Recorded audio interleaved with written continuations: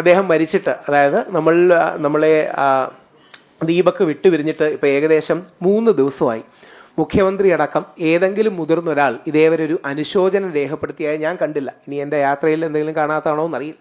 നമ്മുടെ നാട്ടിൽ അങ്ങനെ സ്ത്രീ മരിക്കുകയാണെങ്കിൽ അതിനെക്കുറിച്ച് ചർച്ചകൾ ഉണ്ടാകാറുണ്ട്, മന്ത്രിമാർ നിലപാട് പറയാറുണ്ട്.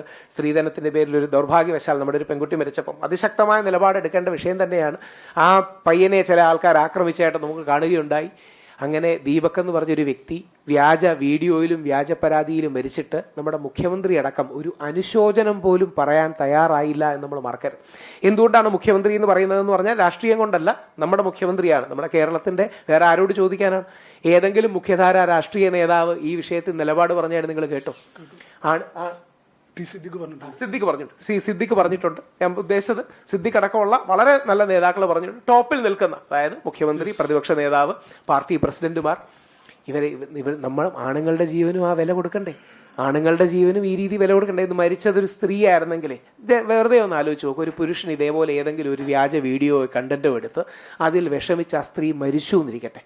അങ്ങനെയാണെങ്കിൽ നമ്മുടെ നാട്ടിലുണ്ടാകുന്ന പ്രതികരണം, ശരിയായ രീതിയിൽ ഉണ്ടാകേണ്ട പ്രതികരണം എത്രമാത്രമാണെന്ന് നമ്മൾ ചിന്തിച്ചാൽ മതി. 2, ബാംഗ്ലൂരിൽ നടക്കം ഒരു സംഘം ഡോക്ടർമാരും മറ്റും വിളിച്ചിരുന്നു. അവർ പോലീസുകാരെയൊക്കെ വിളിച്ചപ്പം പോലീസുകാരിൽ നിന്ന് വളരെ നെഗറ്റീവായിട്ട് റിയാക്ഷനാണ് ഉണ്ടായതെന്നാണ് അവർ പറഞ്ഞത്. നേരത്തെ നമ്മളെ സപ്പോർട്ട് ചെയ്യാൻ ഇവിടെ റെനോ അല്ലേ, അദ്ദേഹം റനീഷ് അടക്കമുള്ള ആൾക്കാർ ഇവിടെ വന്ന് പറയുകയുണ്ടായി, വേണ്ട രീതിയിൽ പോലീസ് വകുപ്പുകളും മറ്റും ചുമത്തിയിട്ടില്ല. നമ്മുടെ അഡ്വക്കേറ്റ് റനീഷ് എടുത്താണ്, അദ്ദേഹവും ഇന്നലെ ഫുൾ ടൈം അവിടെ ഉണ്ടായിരുന്നു. പോലീസ് വേണ്ട രീതിയിൽ IT വകുപ്പ് ചുമത്തിയിട്ടില്ലെന്നാണ് നമ്മൾ മനസ്സിലാക്കുന്നത്. IT വകുപ്പ് അടക്കം ചുമത്തിയിട്ടില്ലെന്നാണ്. അതുകൊണ്ട് നമ്മളുടെ റിക്വസ്റ്റ് ഇത്ര മാത്രമാണ്, ഏത് രീതിയിലാണെങ്കിലും ആ പെൺകുട്ടിയോട് പ്രതികാരം ചെയ്യാനല്ല, പെൺകുട്ടിയോട് നിയമം അനുശാസിക്കുന്ന ശിക്ഷ ആ പെൺകുട്ടിക്ക് കിട്ടണം, അല്ലെങ്കിൽ അതിന് അറസ്റ്റ് ഉണ്ടാകണം. ദീപകിന്റെ കുടുംബത്തിന് ന്യായം വേണം. നീതിയല്ല പ്രതികാരമെന്ന് ഉറച്ചു വിശ്വസിക്കുന്നവരാണ് ഞങ്ങൾ. പക്ഷേ നീതി വേണം, പ്രതികാരം വേണ്ട. ഒരു തരത്തിലുള്ള അമിത റിയാക്ഷനും അല്ല, നിയമം അനുശാസിക്കുന്ന രീതിയിൽ വേണം. പോലീസ് ആ പെൺകുട്ടിയെ എത്രയും വേഗം അറസ്റ്റ് ചെയ്യണം. സമാനമായി മോണിറ്ററിംഗ് പെറ്റീഷനൊക്കെ കൊടുക്കുന്നതിൻ്റെ കാര്യം നിയമത്തിൻ്റെ നടപടികൾ നമ്മളോട് പറഞ്ഞിട്ടുണ്ടായിരുന്നു. നമ്മൾ അത്തരം കാര്യങ്ങളുമായിട്ട് മുമ്പോട്ട് പോകും. മോണിറ്ററിംഗ് പെറ്റീഷൻ ഇപ്പോൾ എൻ്റെ പേര് ജോയ് അർക്കൽ. നമ്മൾ ഇപ്പോൾ 2-3 ദിവസമായിട്ട് പോലീസിൻ്റെ ഭാഗത്തുനിന്ന് യാതൊരു നടപടിയും ഉണ്ടായി കാണുന്നില്ല. അവർ കേസ് ഫയൽ ചെയ്തിട്ടുണ്ട്, FIR ഇട്ടിട്ടുണ്ട്. പക്ഷേ അത് ചുമ്മാ പൂഴ്ത്തിവെക്കുക എന്നുള്ളൊരു ഉദ്ദേശമാണ് പോലീസിൻ്റെ ഭാഗത്തുനിന്ന് നമ്മൾ മനസ്സിലാക്കുന്നു. പോലീസ് മേലധികാരികൾ മീൻസ് സ്റ്റേഷൻ ഹൗസ് ഓഫീസറൊക്കെ വളരെ റൂഡായിട്ടാണ് ഇതിനെക്കുറിച്ച് ചോദിക്കുന്നവരോട്, അന്വേഷിക്കുന്നവരോട് സംസാരിക്കുന്നത് എന്നുള്ളതിപ്പോൾ ഞങ്ങൾക്ക് മനസ്സിലായി കഴിഞ്ഞു. പോലീസിൻ്റെ ഭാഗത്തുനിന്ന് 1-2 ദിവസം കൂടെ നമ്മൾ കാത്തിരിക്കും. അത് കഴിഞ്ഞ് പോലീസ് ഇതിൽ ശക്തമായ നടപടി എടുക്കുന്നില്ല എന്നുണ്ടെങ്കിൽ, അതായത് നമുക്കറിയാം ആ കുട്ടിയുടെ ഇലക്ട്രോണിക്സ് ഡിജിറ്റൽ എക്യുപ്മെൻറ്റ്സ്, ടെലിഫോണോ മറ്റു കാര്യങ്ങളോ ഒന്നും പിടിച്ചിട്ടില്ല, അവിടുത്തെ ബസ്സിൻ്റെ ആൾക്കാരെ ചോദ്യം ചെയ്തിട്ടില്ല, മൊഴിയെടുത്തിട്ടില്ല.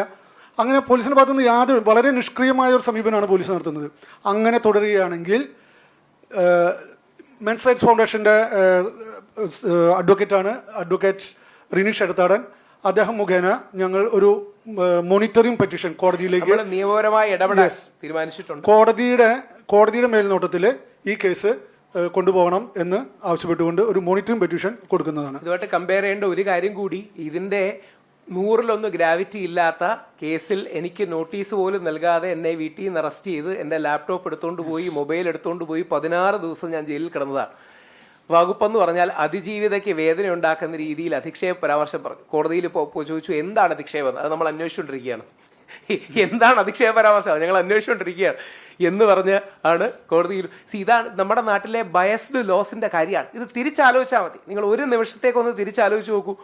ആ വീഡിയോ എടുത്തത് പുരുഷൻ, മരിച്ചത് നാണക്കേടോ അപമാനഭാരമോ വരുന്നൊരു സ്ത്രീ മരിച്ചെങ്കിൽ നമ്മുടെ നാട്ടിൽ മുഖ്യമന്ത്രി അടക്കം love you to the moon and back എന്ന് പറയുന്ന കപ്പുകൾ എടുത്ത് അദ്ദേഹത്തിന്റെ ഐക്യദാർഢ്യം നല്ലതാണ്, അദ്ദേഹം പ്രകടിപ്പിക്കുന്ന അദ്ദേഹത്തിന്റെ താല്പര്യം. പക്ഷേ അങ്ങനെ ഐക്യദാർഢ്യം പ്രകടിപ്പിക്കാൻ പോലും ആളില്ലെന്നാണ്. പെട്ടെന്ന് മുകേഷിനെ കൂടെ പറഞ്ഞു. മുകേഷ് ഇതേപോലൊരു വ്യാജ പോക്സോ കേസിൽ പെടുകയും അതിൽ പോരാടി വിജയിക്കുകയും ചെയ്ത വ്യക്തിയാണ്.